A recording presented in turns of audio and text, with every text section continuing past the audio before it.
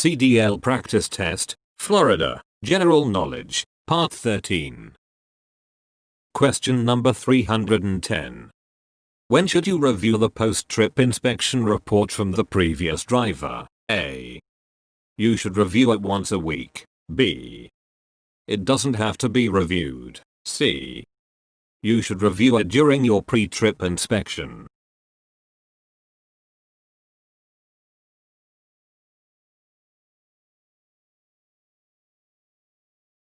The correct answer is here, C. You should review it during your pre-trip inspection. Explanation. Before performing the pre-trip inspection on your vehicle, review the previous driver's post-trip inspection report. Check whether all problems discovered by the last driver have been repaired. Question number 311. If you feel drowsy while driving, what should you do? A. Open the windows for some fresh air. B. Drink a cup of coffee. C. Drink energy drinks. D. Pull off the road and get some sleep.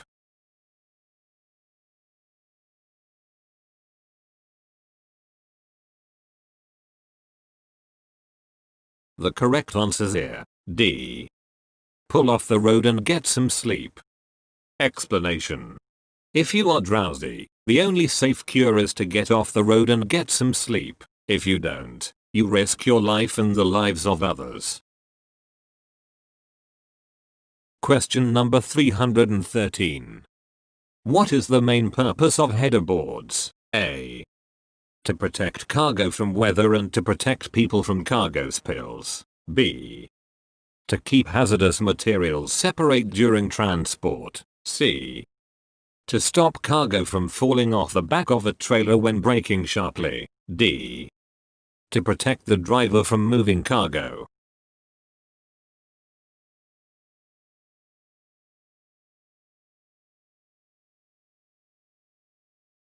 The correct answer is here, D. To protect the driver from moving cargo. Explanation. Header boards are designed to stop moving cargo from hitting the driver in the event of a quick stop or collision. Cargo covers are responsible for protecting cargo from weather and protecting people from cargo spills. Question number 314. What is a special condition in which you should downshift your vehicle? A. You should downshift when you are on a road with hills. B. You should downshift when you feel like you are traveling at too fast a speed. C. You should downshift when you are going downhill. D. You should downshift before you start going downhill.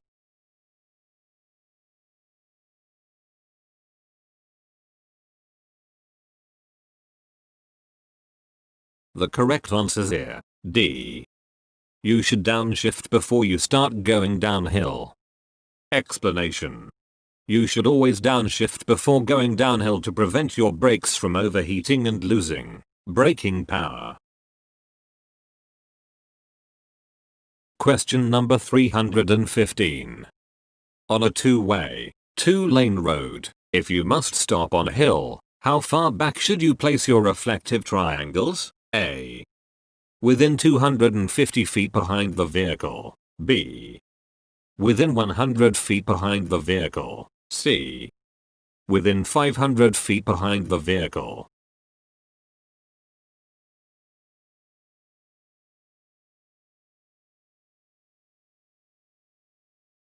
The correct answer is here, C. Within 500 feet behind the vehicle. Explanation.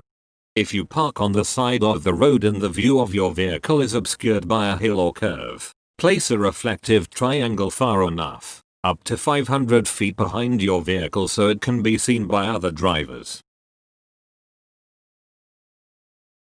Question number 316. How many red reflective triangles should you carry? A. 1. B. 3. C. 4.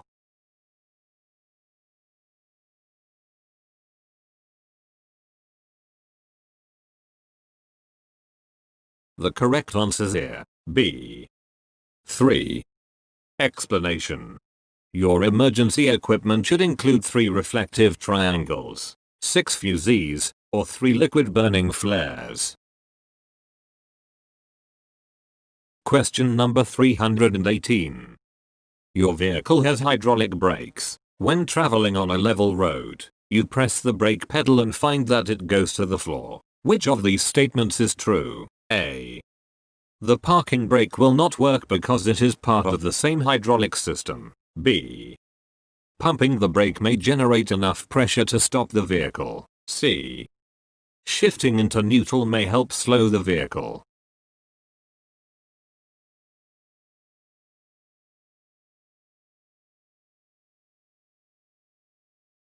The correct answer is here, B.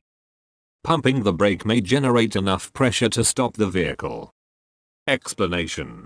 If you lose hydraulic pressure while driving, try pumping the brake pedal to build up enough hydraulic pressure to stop your vehicle. If this fails, downshift to use engine braking and apply the parking brake. Release the parking brake before you lock the wheels. If all else fails, look for an escape route. Head for an escape ramp or an open field and let your vehicle slow to a stop. Question number 320. Which of these is true about hours of service? A. You must take a break after every 2 hours of driving. B. After 1000 hours of service, you will be exempt from certain regulations. C.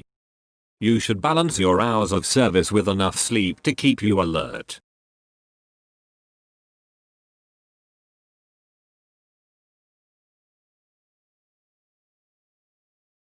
The correct answer is here, C. You should balance your hours of service with enough sleep to keep you alert. Explanation. Sleep debt is a dangerous condition in which missing sleep adds up until you risk falling asleep at the wheel unless you get some rest. People are often surprised that getting less than 6 hours of sleep per night triples the risk of an accident. At least 15% of heavy truck crashes are believed to involve driver fatigue. Before each trip, you should get adequate sleep. Adults need 8 to 9 hours to maintain alertness. Question number 321. Where should you place your warning devices if you must stop on a one-way or divided highway? A. 50 feet, 100 feet, and 150 feet toward approaching traffic. B. 100 feet, 200 feet, and 300 feet toward approaching traffic. C. 10 feet, 100 feet, and 200 feet toward approaching traffic. D. 20 feet, 50 feet, and 100 feet toward approaching traffic.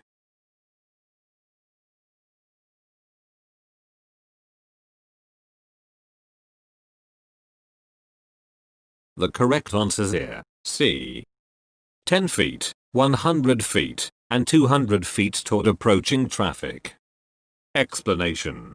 This is required by Federal Motor Carrier Safety Regulations Part 392.22, issued by the Federal Motor Carrier Safety Administration, FMCSA. Those regulations also specify where to place warning devices on other types of roadways, such as two-way roads and curves.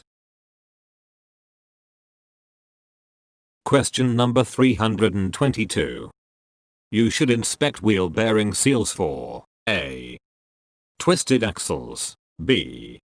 Broken leaf springs. C. Tears. D. Leaking.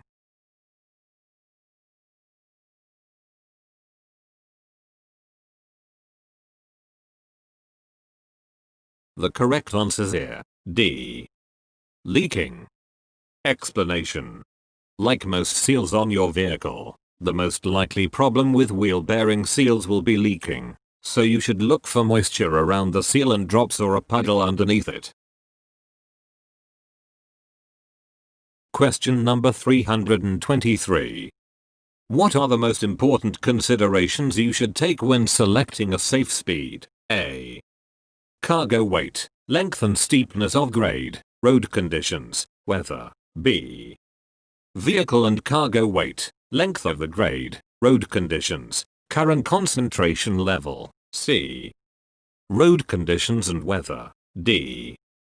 Vehicle and cargo weight, length and steepness of grade, road conditions, and weather.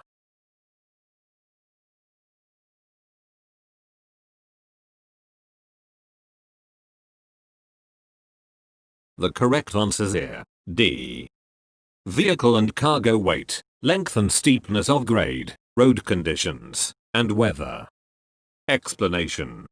When selecting your safe speed, there are various factors to consider: the weight of your vehicle and cargo, the length of the grade, the steepness of the grade, road condition, and weather. Question number 324. Which of these is good to do when steering to avoid a crash? A. Apply the brakes while turning. B. Steer with one hand so that you can turn the wheel more quickly. C. Do not turn any more than needed to clear what is in your way.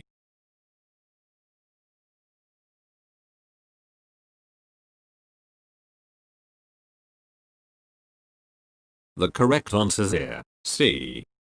Do not turn any more than needed to clear what is in your way. Explanation. To avoid a crash or other hazard, keep both hands on the steering wheel so you can turn as quickly as possible. However, turn just enough to avoid the hazard. A too sharp turn risks a skid or rollover. While turning quickly, avoid braking. This too could cause a skid. Question number 325. When you're driving at 55 miles per hour under good driving conditions, your total stopping distance will be A. At least 216 feet. B. At least 353 feet. C. At least 419 feet.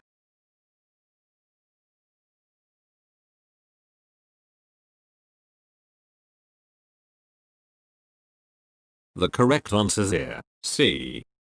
At least 419 feet. Explanation. At 55 miles per hour under good driving conditions, your total stopping distance will be at least 419 feet, 142 feet of perception distance and 61 feet of reaction distance and 216 feet of braking distance. Open bracket. The length of a football field including the two end zones is 360 feet. Under poor driving conditions, the total stopping distance will probably be even longer. Question number 326. If you need to leave the road in a traffic emergency, you should A.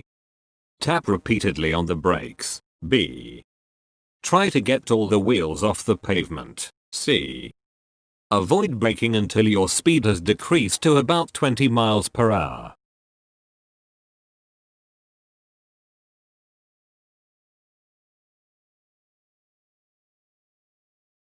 The correct answers here. C. Avoid braking until your speed has decreased to about 20 miles per hour. Explanation. If you've moved onto a shoulder that may have a loose surface, let your vehicle slow down to about 20 miles per hour before you brake. Braking at a higher speed on a loose surface can cause a skid. Question number 327. Which of the following is not a type of retarder? A. Electric. B. Hydraulic. C. Robotic.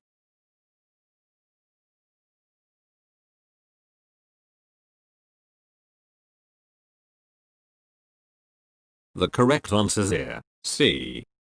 Robotic. Explanation. There are four basic types of retarders: electric, engine, exhaust, and hydraulic. Question number 328. What three things add up to total stopping distance for your truck or bus? A. Attention distance, reaction distance, slowing distance. B. Observation distance, reaction distance, braking distance. C. Perception distance, reaction distance, braking distance.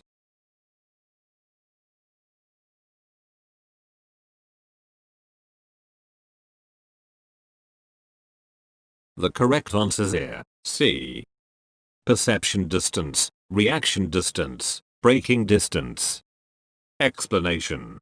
Total stopping distance is the sum of your perception distance, how far your vehicle goes from when you see the hazard until your brain processes it. Reaction distance, how far the vehicle goes from when your brain orders your foot to take action until your foot actually starts to brake. And braking distance, how far the vehicle continues to travel once you apply the brake.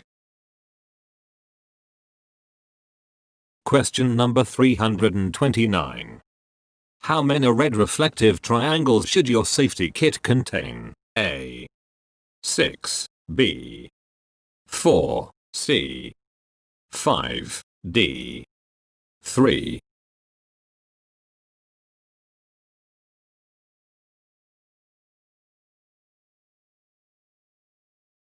The correct answers here. D. 3. Explanation. In your safety kit, you should have either 3 red reflective triangles, 3 flares which burn liquid, or 6 fusees. Question number 330. The best way to stop all skids is to A. Counter steer and accelerate. B. Use stab or controlled braking. C. Restore traction to the tires.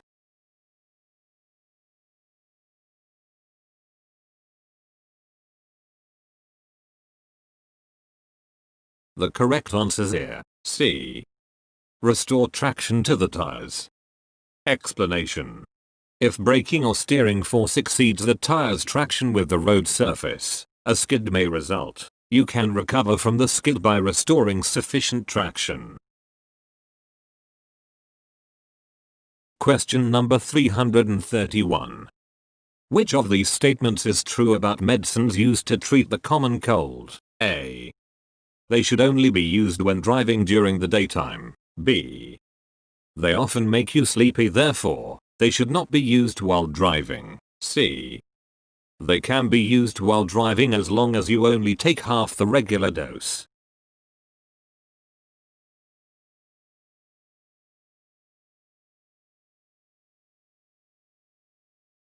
The correct answers here. B. They often make you sleepy, therefore, they should not be used while driving. Explanation. Some cold and allergy medications can cause drowsiness, sedation, or disturbed coordination, which makes them dangerous for CMV operators. If you are unsure about the effects of a particular medication, check the warning label or ask your pharmacist or doctor. Question number 332. To give adequate warning when passing someone, you should A. Tap the electrical horn first. B. Use your high beams until you completely pass. C. Signal early.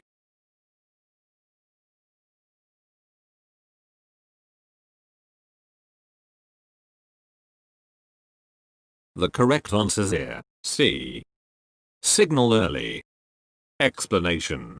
Whenever you are about to pass a vehicle, pedestrian, or bicyclist, assume they don't see you. They could suddenly move in front of you. When it is legal, tap the horn lightly or, at night, flash your lights from low to high beam and back. Question number 333. You should have a minimum of tread on your steering tires. A. 2-stroke 32 inch. B. 1-stroke 4 inch. C. 4-stroke 32 inch.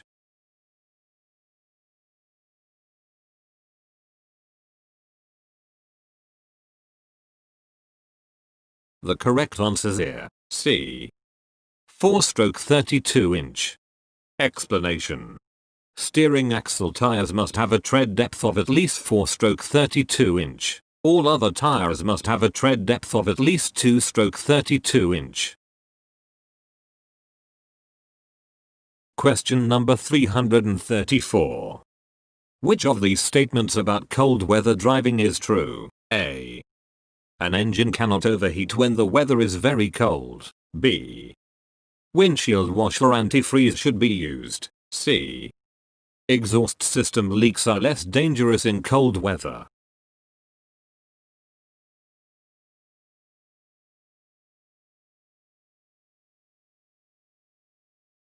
The correct answer is B. Windshield washer antifreeze should be used. Explanation. Prevent your windshield from freezing in cold weather. Fill your windshield washer reservoir with a windshield washer antifreeze that is rated for the cold temperatures in which you expect to be driving.